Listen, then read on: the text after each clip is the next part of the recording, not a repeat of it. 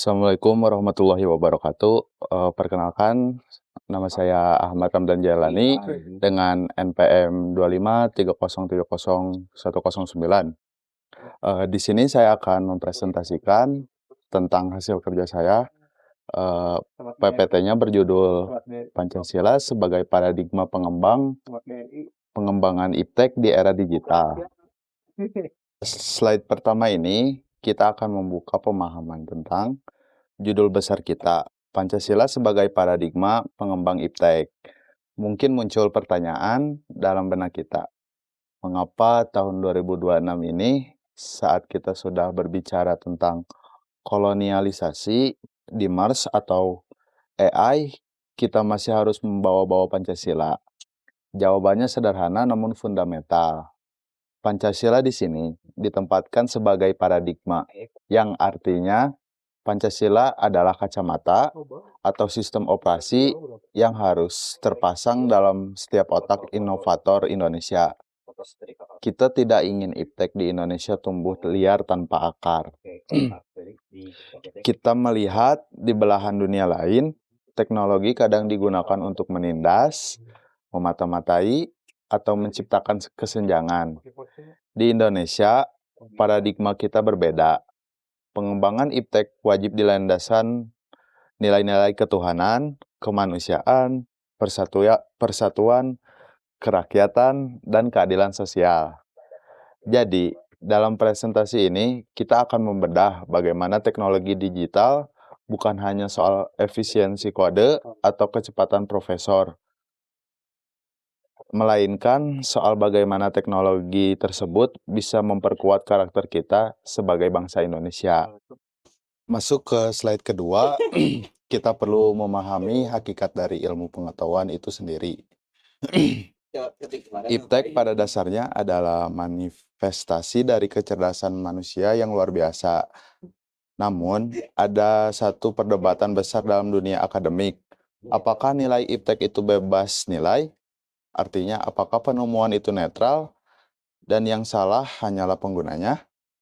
Di Indonesia, kita mengambil posisi yang tegas, iptek tidak boleh bebas nilai. Mengapa? Karena setiap inovasi yang diciptakan manusia pasti membawa dampak sosial, budaya, bahkan spiritual. Jika kita membiarkan teknologi berkembang hanya atas dasar keingintahuan, tanpa batasan etika, maka kita akan menghadapi risiko besar. Bayangkan jika teknologi AI dikembangkan tanpa nilai kemanusiaan. Ia bisa menjadi alat diskriminasi. Bayangkan jika teknologi industri dikembangkan tanpa nilai ketuhanan dan pelestarian alam. Ia akan menghancurkan ekosistem kita demi keuntungan yang singkat. Oleh karena itu, urgensi Pancasila di sini adalah sebagai filter dan benteng. Pancasila hadir untuk memastikan bahwa setiap kemajuan yang kita capai tidak membuat kita kehilangan jati diri sebagai bangsa yang beradab. Kita ingin maju, tetapi dengan cara-cara yang sesuai dengan nilai-nilai luhur kita. Lanjut slide selanjutnya. Pada slide ketiga ini, sekarang kita bedah sila demi sila, dimulai dari sila pertama, yaitu ketuhanan yang Maha Esa. Apa hubungannya Tuhan dengan teknologi digital? Sila pertama ini memberikan landasan bahwa iptek adalah amanah. Akal yang kita miliki adalah pemberian dari Tuhan, maka hasil dari akal tersebut, yaitu teknologi, harus dipertanggungjawabkan kepadanya. Seorang pengembang teknologi yang memiliki nilai ketuhanan tidak akan pernah dengan sengaja menciptakan algoritma yang memicu kebencian atau menciptakan senjata pemusnah massal.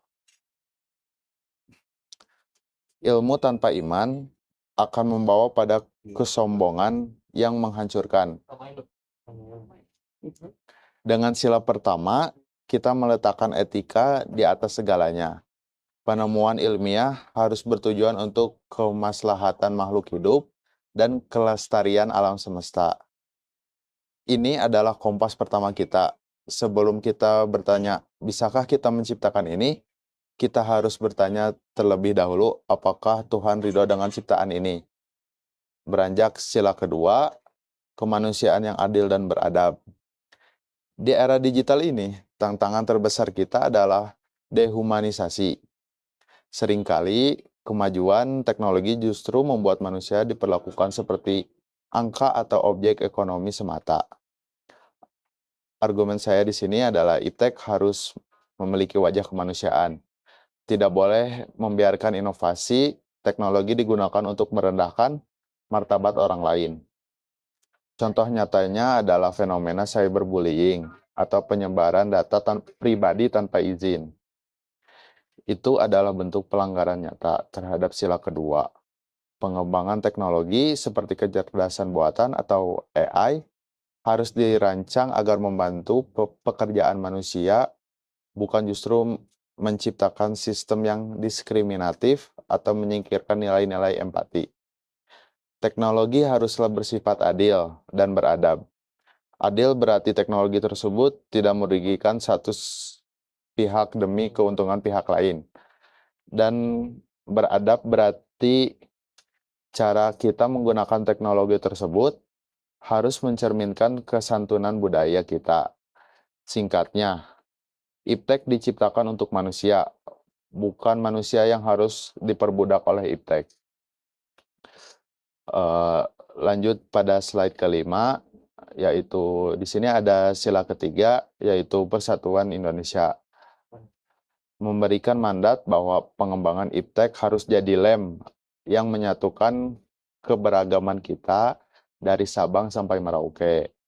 Namun, faktanya di tahun 2026 ini, kita melihat tantangan yang sangat berat.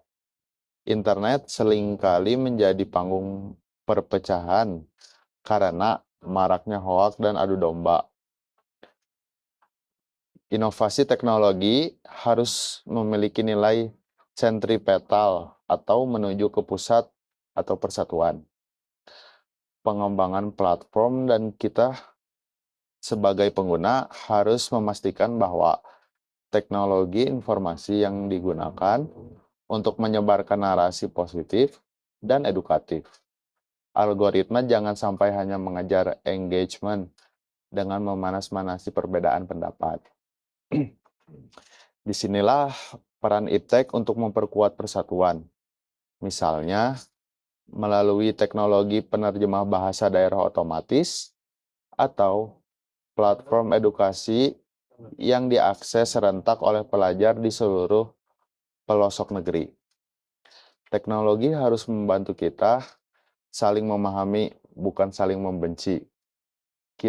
Jika iptek digunakan untuk memecah belah bangsa, maka ia telah kehilangan jati dirinya dari Pancasilanya.